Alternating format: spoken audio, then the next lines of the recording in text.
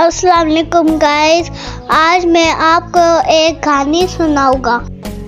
ایک دفعہ کا ذکر ہے، ایک چونٹی دانے جمع کرنے کے لیے جنگل میں گھوم رہی تھی۔ اس کی نظر شہد کے چھتے پہ پڑی۔ شہد کی خوشبو سے اس کے منہ میں پانی آ گیا۔ چھتا ایک پتھر کے اوپر لٹکا ہوا تھا۔ چونٹی نے اسے اتارنے کی بہت کوشش کی مگر وہ ناکام رہی، کیونکہ اس کے پاؤں پھسل جاتے تھے اور وہ گر جاتی تھی۔ شہد کے لالچ میں اس نے اونچی آواز لگائی اور زور زور سے فریاد کرنے لگی، اگر کوئی مجھے شہد کے چھتے پہ پہنچا دے تو میں اسے انعام دوں گی۔ ایک مکھی جو ہوا میں اڑ رہی تھی، اس نے چونٹی کی آواز سنی۔ مکھی نے چونٹی سے کہا، اس طرف نہ جاؤ، ادھر خطرہ ہے۔ چونٹی نے کہا، میری فکر نہ کرو، مجھے پتا ہے میں نے کیا کرنا ہے۔ مکھی نے کہا، ادھر شہد کی مکھیاں ہیں جن کے ڈنک ہے۔ چونٹی نے کہا، مجھے شہد کی مکھیوں سے ڈر نہیں لگتا، مجھے تو بس شہد چاہیے۔ مکھی نے اسے سمجھایا، شہد میں تمہارے پاؤں چپک جائیں گے، اگر یوں ہی شہد میں پاؤں چپکتے تو کوئی بھی نہ کھا پاتا۔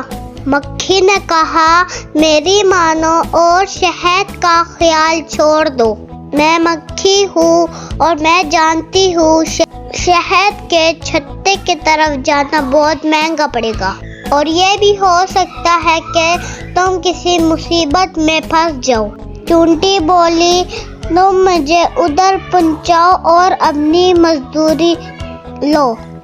اگر تم یہ نہیں کر سکتے تو زیادہ جوش نہ دکھاؤ، مجھے کسی نصیحت کی ضرورت نہیں ہے۔ مکھی یہ سن کے وہاں سے چلی گئی۔ چونٹی نے دوبارہ آواز لگائی، کوئی مجھے شہد پہ پہنچا دے۔ ایک اور مکھی وہاں سے گزر رہی تھی، یہ سن کر وہ اس کے پاس آ گئی۔ چونٹی نے کہا، مجھے اس شہد کے چھتے تک پہنچا دو۔ مکھی چونٹی کو اٹھا کر شہد کے چھتے پہ لے گئی اور وہاں سے چلی گئی۔ چونٹی شہد دیکھ کر بہت خوش ہوئی اور خوشی خوشی شہد کو کھانے لگی۔ جب وہ پیٹ بھر کے شہد کھا چکی تو اس نے کہا، میں اب گھر چلتی ہوں۔ لیکن جب وہ واپس جانے لگی تو اس نے دیکھا کہ اس کے پاؤں شہد میں پھنس گئے ہیں اور اب وہ ہل بھی نہیں سکتی۔ اس نے کہا، اس شہد سے تو اچھا دانے ہی تھے جس میں خوشی سے ہی تو جی رہی تھی، اب کوئی مجھے بچائے۔ اس نے زور زور سے آوازیں لگائی، بچاؤ بچاؤ، کوئی مجھے بچاؤ۔